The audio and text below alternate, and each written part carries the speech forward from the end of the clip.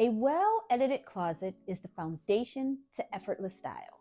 And today I am going to go over 5 simple tips to help you edit your closet. Last week, I talked about ways to determine whether or not you are in need of a wardrobe edit. Well, today I'm going to give you those steps to show you exactly how to take it piece by piece. I've broken it down so that you can begin to edit your closet. So before we start diving in and taking out all of the clothes and throwing them all over the place, I want you to set a clear goal for your closet. I want you to decide what you want your closet to achieve. Now, this is in conjunction with your wardrobe. It's all pretty much the same and interchangeable. So do you want it to be more organized? Do you want it to be stylish? Or do you want it to be functional for your everyday wear? When we look at closets, we think of it primarily as a place where we store and hold clothes. And yes, that's true. But it's also a place where you get up every morning that when you open the doors, it should make you feel good. Getting dressed should make you feel, it should be peace. It should also be as if you're getting up and you're going shopping every single day. And the clothes inside your closet should also reflect that as well. So here's something I want you to ask yourself when you're doing this and creating a clear goal.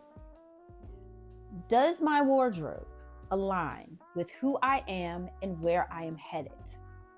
And I always want you to keep that in mind as we're going through the next steps of this simple process. Does this align with who you are today and where you're going in the future and for future chapters of your life? This will be your North Star, so to speak, throughout this whole entire process. So next up is we have to sort everything into categories. So now this is when we get to take everything out of our closet and literally throw them into piles on the floor, on the bed. Side note, this is also included in cleaning everything out your drawers as well, because we are going to get rid of everything, put it all out there.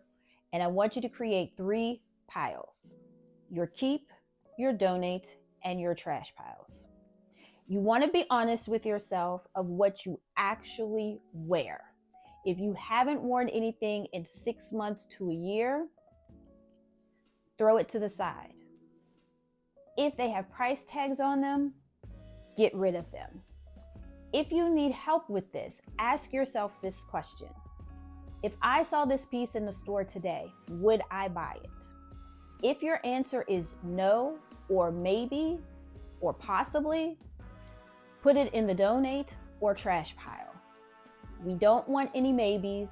We don't want any no's or possiblies. We want full yeses. Now, when you're doing this, it may take a lot of things out.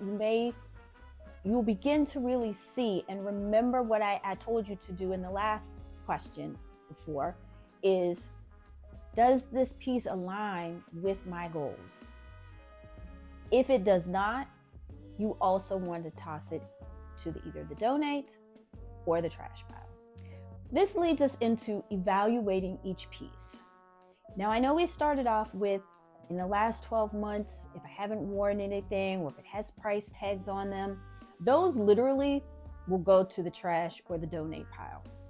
The rest of the clothes that you have, that you kind of wear, I want you to begin to evaluate each piece. I want you to ask yourself, does it fit? Does it flatter me? Does it make me feel confident?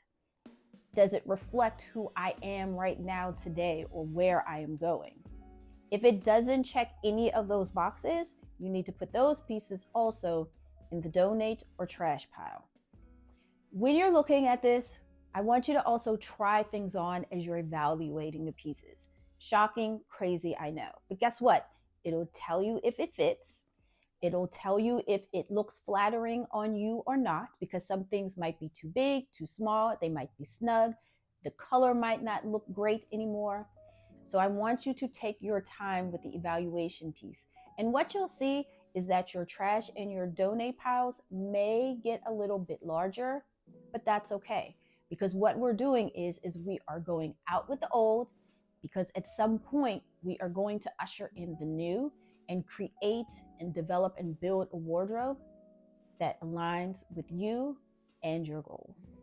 So now that we've evaluated every piece and we've sorted everything out, it's time to take your trash and your donate piles and put them to the curb if they're trash. If they're donate, either find a place that maybe has a pickup service where they could come and take them to where you want to donate them, or put them in your trunk so you can make sure that they are out of your house, because if they're not, you're going to come back and rummage through them, and we don't want that.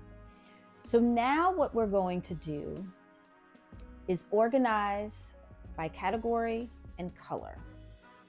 Here's what I mean. So here in my closet, needs a little bit of work, but it's kind of where I want it to be. So for example, I have skirts here, pants here, and then I have sweaters here to where these need to be back here. Blazers, and I believe I have dresses and things back in the back there. This will make things organized and helping you find things easily.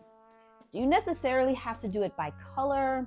I don't think so. I am actually, like for my closet, I actually just do by categories and not necessarily color. What this allows you to do is it allows you to find things a little bit more easily. When you put things back in your closet, you know where to put them and not just put them anywhere.